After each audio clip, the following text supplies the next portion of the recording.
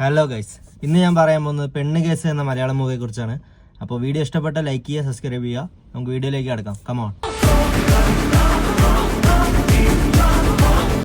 ഈ cinema direct ചെയ്തിരിക്കുന്നത് ഫെബിൻ സിദ്ധാർത്താണ്. അതേപോലെ തന്നെ കേന്ദ്ര കഥാപാത്രമായി വർക്ക് ചെയ്തിരിക്കുന്നത് ഇതിൽ നിഖില വിമലും ഹക്കീം ഷാജഹാനുമാണ്.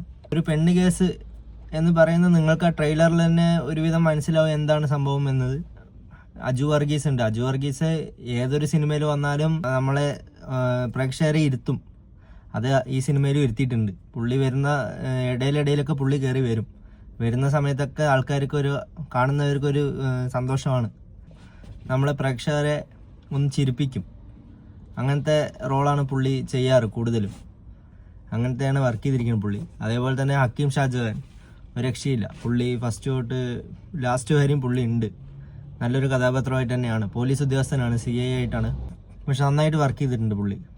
അത് ആ സിനിമയിലുണ്ട്. പുള്ളിയുടെ ഓരോ സംസാരവും പുള്ളിയുടെ ഓരോ ഡയലോഗ് ഡെലിവറിയും എല്ലാം നമുക്ക് ഇഷ്ടപ്പെടുമെന്ന് വിശ്വസിക്കുന്നു. അതേപോലെ തന്നെ നിഖില വിമലും ഒരു രക്ഷയില്ലാത്ത അഭിനയമായിരുന്നു സിനിമയിൽ. പിന്നെ പല ആൾക്കാരും വന്ന് പോകുന്നുണ്ട്. PP ഉണ്ണികൃഷ്ണൻ, ഇവരൊക്കെ എന്താ വെച്ചാൽ പല സിനിമകളിലും നമ്മൾക്ക് ഇഷ്ടപ്പെടുന്ന റോളുകൾ ചെയ്ത ആളുകളാണ്. അതുകൊണ്ട് അവർ ഈ സിനിമയിലും വരുന്നതുകൊണ്ട് നമുക്ക് സന്തോഷമേ ഉള്ളൂ. പിന്നെ രമേശ് പിഷാരടി വരുന്നുണ്ട്.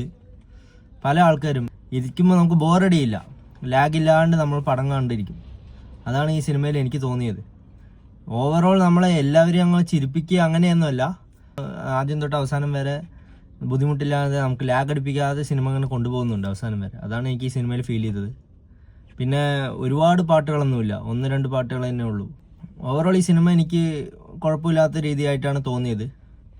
ഓവറോൾ ഞാൻ പറഞ്ഞില്ല, ഹക്കീം ഷാജഹാൻ, നിഖില വിമൽ ഒരു രക്ഷയില്ലാത്ത അഭിനയമായിരുന്നു. എനിക്ക് രണ്ടുപേരും ഈ സിനിമയിൽ. ഈ മൂവി ഇപ്പോൾ ആമസോൺ പ്രൈമിൽ സ്ട്രീമിംഗ് ആണ്. അപ്പോൾ കാണാത്തവർ പോയി കാണുക.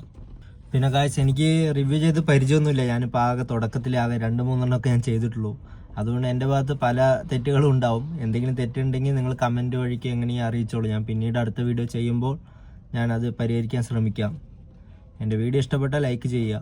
അപ്പോൾ അടുത്ത വീഡിയോ ആയിട്ട് പിന്നെയും കാണാം. Bye bye.